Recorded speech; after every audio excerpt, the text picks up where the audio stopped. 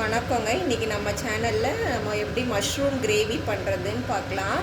இந்த mushroom gravy idli, dosa, even சாதத்துக்கு கூட ரொம்ப நல்லாயிருக்கும். நான் அதுக்காக என்ன பண்ணியிருக்கேன், ஒரு 1 பாக்கெட் மஷ்ரூம் வாங்கி க்ளீன் பண்ணி வச்சுருக்கேன். இந்த மாதிரி பீஸ் போட்டு வச்சுருக்கேன். ப்ளஸ் அதுக்கு தேவையான வெங்காயம், தக்காளி, பூண்டு, மிளகாய் இதெல்லாம் எடுத்து வச்சுருக்கேன். ப்ளஸ் மசாலா ஐட்டம் பார்த்திங்கன்னா பிரிஞ்சி இலை, கொஞ்சம் கல்பாசி, பட்டை, லவங்கம் இதெல்லாம் கொஞ்சம் போட்டு தாளிக்கிறதுக்காக எடுத்து வச்சுருக்கேன். ப்ளஸ் மண் சட்டி அடுப்பில் வச்சுருக்கேன். நான் மண் சட்டியில் சமைக்கிறது தான் எனக்கு பழக்கம், அதனால் நான் இங்கே வச்சுருக்கேன். நீங்கள் உங்கள் கடாய் எது இருக்கோ அது சமைச்சிக்கோங்க. ப்ளஸ் இப்போ பாருங்கள், மண் சட்டி நான் வச்சுட்டு அதில் எண்ணெய் கொஞ்சம் விட்டுக்கிறேன். இப்போது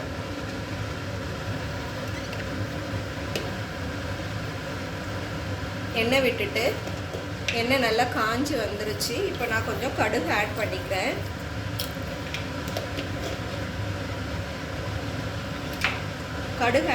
நான் எடுத்து வச்சுருந்தேன் இல்லையா மசாலா ஐட்டம், பிரிஞ்சி இலை, அந்த கல்பாசி, பட்டை, லவங்கம், அதையும் இந்த கடுகு ஆட் பண்ணும் போதே இந்த எண்ணெயிலே ஆட் பண்ணிக்கிறேன்.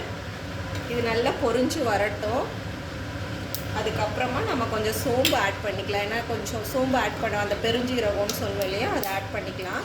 கடுகு நல்லா பொரிஞ்சு வரும்போது இங்கே பாருங்கள், நான் கொஞ்சமாக சோம்பு ஆட் பண்ணிக்கிறேன்.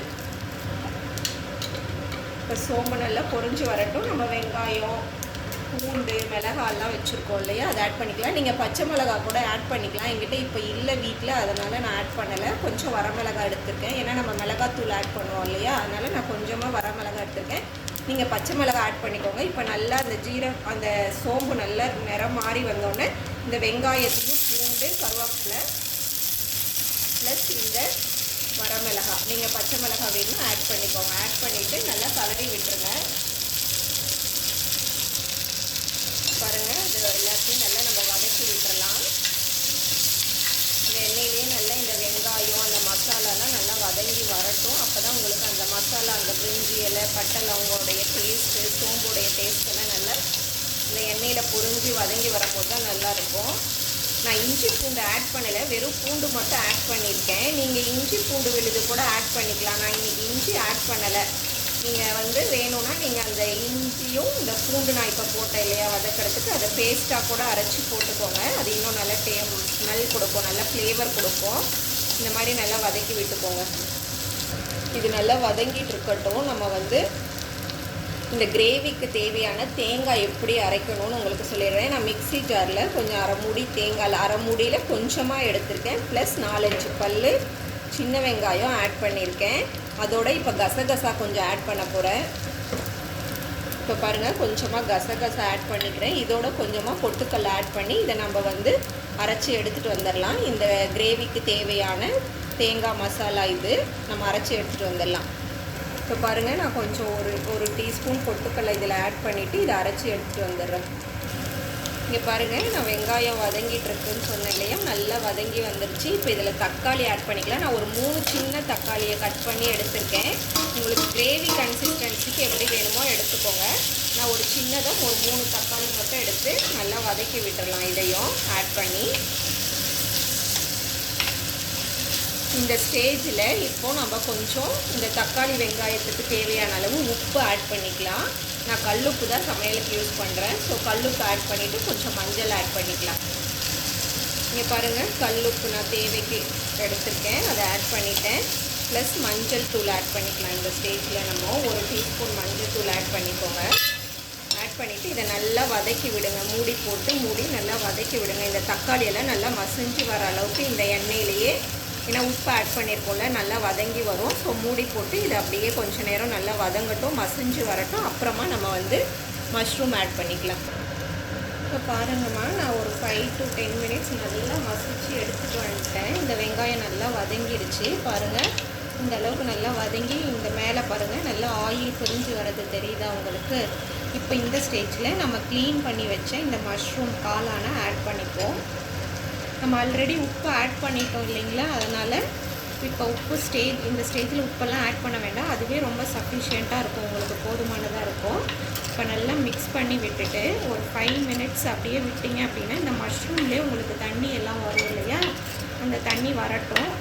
அதுக்கப்புறமா நம்ம குழம்பு மிளகாத்தூளும் மிளகாத்தூளோ தனி மிளகாத்தூளோ ஆட் பண்ணிக்கலாம். குழம்பு மிளகாத்தூளுங்கிறது தனியாத்தூள் தான். நான் மிளகாத்தூள் தனியாகவும் அந்த தனியாத்தூள் தனியாகவும் வச்சுருப்பேன். ஸோ அதை நம்ம ஆட் பண்ணிக்கலாம் இந்த ஸ்டேஜில். இப்போ பாருங்கள் கொஞ்சம் வதங்கிடுச்சா. இப்போ நான் வந்து மிளகாத்தூள் இதுக்கு நான் ஆல்ரெடி வரமிளகா போட்டிருக்கேன், ப்ளஸ் மசாலாவும் இருக்குது. அதனால் கொஞ்சமாக நான் ஆட் பண்ணிக்கிறேன். நீங்கள் பச்சை மிளகா வேணுன்னா ஆட் பண்ணிக்கோங்க. 1 டீஸ்பூன் நான் ஆட் பண்ணிக்கிறேன்.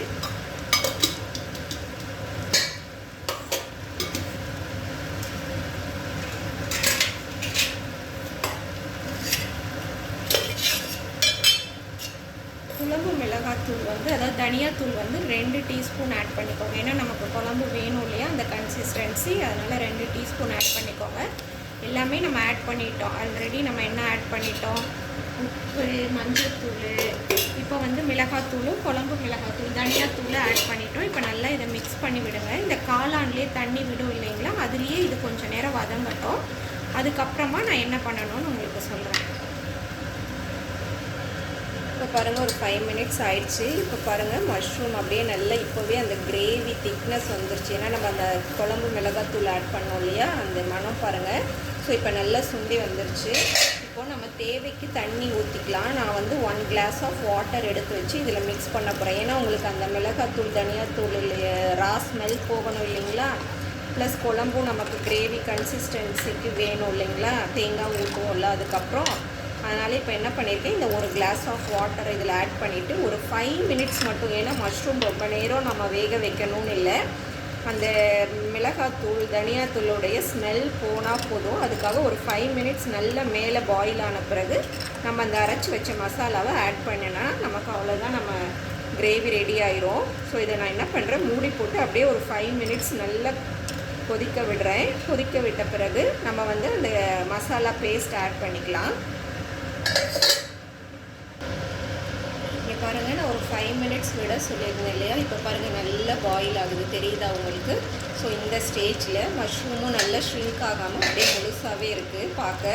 இப்போ இந்த அரைச்சி வச்ச அந்த தேங்காய் கொஞ்சம் கசகசா போட்டது ப்ளஸ் கொஞ்சமாக பொட்டுக்கல்ல நான் 2-3 சின்ன வெங்காயம் ஆட் பண்ணியிருக்கேன். ஏன்னா அந்த ஃப்ளேவர் கொடுக்கணும், கிரேவி ஃப்ளேவருங்கிறதுக்காக. இது இப்போ இதில் வந்து நம்ம ஊற்றி நல்லா மிக்ஸ் பண்ணி விட்டுறலாம்.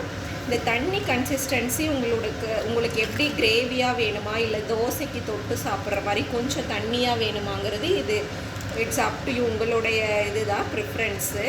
நான் வந்து இன்றைக்கி ரைஸ்க்காக தான் செய்ய போகிறேன், அதனால் கொஞ்சம் கிரேவி கன்சிஸ்டன்சிக்கே செய்கிறேன். நீங்கள் தோசைக்கெலாம் வேணும்னா இன்னும் கொஞ்சம் தண்ணி ஆட் பண்ணிக்கோங்க. இப்போ பாருங்கள் நான் என்னுடைய தேவைக்கு தகுந்த அளவுக்கு தண்ணி ஆட் பண்ணியிருக்கேன். இது கொதித்து வரும்போது உங்களுக்கு அந்த திக்னஸ் நல்லா கொடுக்கும். ஏன்னா நம்ம தேங்காய் ப்ளஸ் இது ஆட் பண்ணியிருக்கோம் இல்லையா, பொட்டுக்கடலை கசகசாலாம் கொஞ்சம் திக்னஸ் கொடுக்கும். ஸோ இதையும் என்ன பண்ணுங்கள், ரொம்ப நேரம் கொதிக்க விட வேண்டாம், ஒரு 5 மினிட்ஸ் மட்டும் கொதிக்க விட்டு நம்ம ஆஃப் பண்ணிடலாம். இப்போ பாருங்கள் ஒரு 5 மினிட்ஸ் நான் விட சொன்னேன் இல்லையா, இப்போ பாருங்கள் எப்படி நல்லா பாயில் ஆகி வருது, தெரியுதா உங்களுக்கு.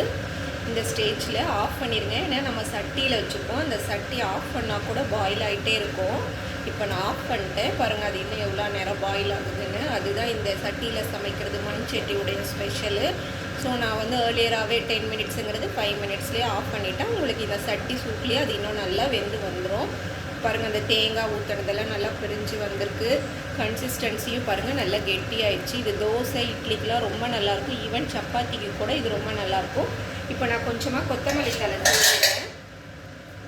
கொஞ்சமாக கொத்தமல்லி தழை கட் பண்ணி வச்சுருக்கேன், அதையும் போட்டு இப்போ நான் மூடி வச்சிடுறேன்.